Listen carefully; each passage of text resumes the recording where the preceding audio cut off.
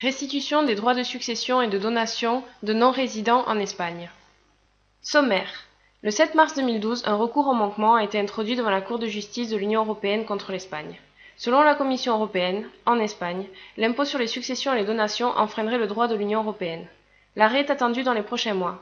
Si la Cour de justice de l'Union européenne confirme le manquement, il serait possible de demander la restitution des droits de succession et de donation de non-résidents en Espagne. Introduction. Pourquoi la loi espagnole sur les droits de succession et de donation enfreint-elle le droit de l'Union européenne? En Espagne, en matière de droits de succession et de donation, les compétences normatives sont partagées entre l'État et les communautés autonomes. Chaque communauté autonome régule sur son territoire l'impôt sur les successions et sur les donations. Lorsque la législation des communautés autonomes s'applique, dans la plupart des cas, la charge fiscale sera moins élevée que si s'appliquait la législation étatique.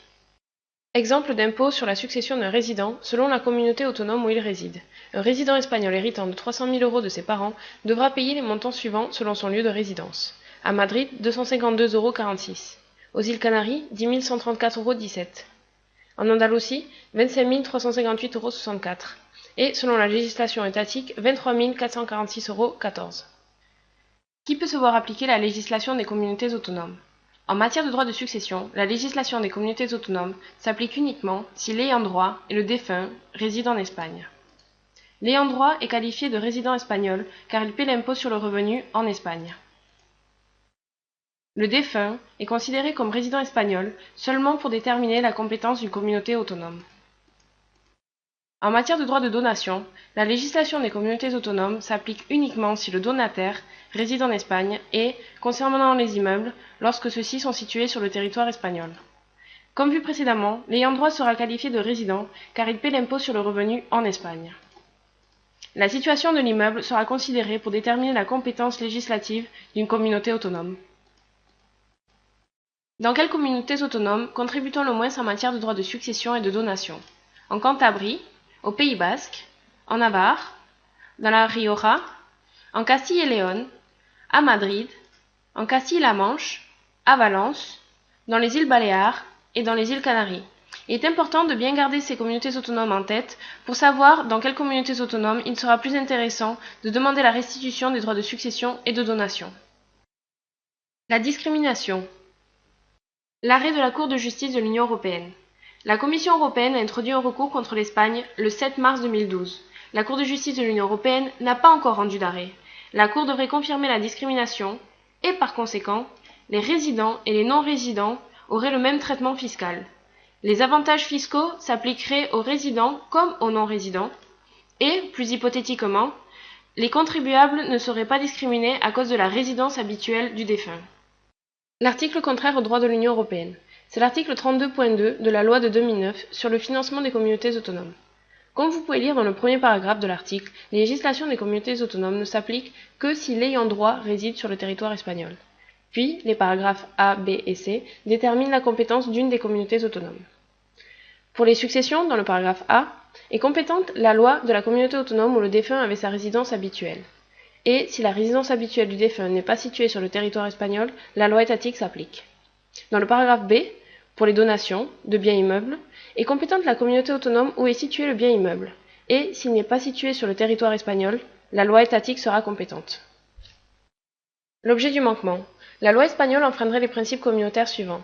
L'article 21 du traité sur le fonctionnement de l'Union européenne et l'article 28 de l'espace économique européen, le principe de libre circulation des personnes. Et l'article 63 du traité sur le fonctionnement de l'Union européenne et l'article 40 de l'espace économique européen, le principe de libre circulation des capitaux. Mais à condition que la différence de traitement entre résidents et non-résidents ne soit pas un moyen de discrimination arbitraire ni une restriction déguisée à la libre circulation des capitaux et des paiements, tel que défini à l'article 63, puis justifié par une raison impérieuse d'intérêt général. Pourquoi la Cour de justice de l'Union européenne condamnerait l'Espagne pour discrimination? La Cour de justice de l'Union européenne a déjà condamné l'Espagne pour manquement en matière d'impôt sur les revenus du travail et les plus-values en 2009. Puis, cela pourrait être le début de l'harmonisation au sein de l'Union européenne de l'impôt sur les successions et les donations. De plus, des recours ont été introduits par la Commission contre d'autres États membres sur des fondements similaires. Le Luxembourg et la Belgique ont déjà modifié leur impôt sur les successions et donations grâce à la Commission. Enfin, en Espagne, le problème est aussi débattu devant le tribunal constitutionnel. Concernant la discrimination entre résidents et non-résidents espagnols, le cas le plus évident de discrimination car il ne modifierait pas beaucoup le système législatif espagnol, c'est en matière de succession et de donation quand un non-résident reçoit des biens situés en Espagne d'un résident. Les cas les moins probables de discrimination car ils modifieraient beaucoup le système législatif espagnol. C'est en matière de donation quand un résident reçoit un bien immeuble qui n'est pas situé sur le territoire espagnol en donation d'un non-résident. En matière de succession, quand un résident hérite de non-résident. Et en matière de succession aussi, quand un non-résident hérite de notre non-résident des biens situés en Espagne. Les chiffres.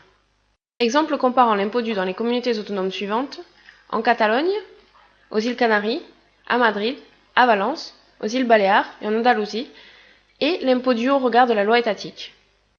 Dans le tableau suivant, nous avons comparé les droits de succession appliquant la législation des communautés autonomes vues précédemment et la réduction pour résidence habituelle et pour lien de parenté, sur un assiette d'impôt de 150 000 €, 300 000 € et 600 000 €. Vous pouvez constater qu'il ne serait pas intéressant de demander une restitution des droits de succession en Andalousie, car l'impôt à payer est supérieur qu'en appliquant la loi étatique. Dans ce tableau-ci, en matière de droits de succession, appliquant la législation des mêmes communautés autonomes et la même assiette d'impôt que précédemment, mais n'appliquant que la réduction pour lien de parenté, car nous considérons que le défunt, dans ce cas, n'était pas résident espagnol. Il n'est pas intéressant de demander une restitution des droits de succession d'une assiette d'impôt de 300 000 € et de 600 000 € aux îles Canaries et en Andalousie. Enfin, dans ce dernier tableau, nous comparons les droits de donation. Et, comme vous pouvez le constater, il n'est pas intéressant de demander une restitution des droits de donation, appliquant la loi des îles Canaries et la loi andalouse, si vous la comparez avec la loi étatique. Procédure. Que peut-on faire tout de suite? Pour l'impôt réglé presque 4 ans auparavant, une réclamation devrait être déposée pour éviter que l'action ne se prescrive. Sinon, on considère qu'il vaudrait mieux attendre l'arrêt de la Cour de justice de l'Union européenne. Mais dans tous les cas, il serait intéressant de nous contacter tout de suite pour préparer la réclamation. Si vous avez payé les droits de succession et de donation en Espagne, contactez-nous afin d'obtenir la restitution de l'impôt. Vous pouvez nous contacter par email à edisa@tgs-edisa.com. Contactez directement nos bureaux sinon à Madrid ou à Santander, ou vous pouvez contacter le membre de TGS Global dans votre propre pays à travers notre site internet tgs-global.com.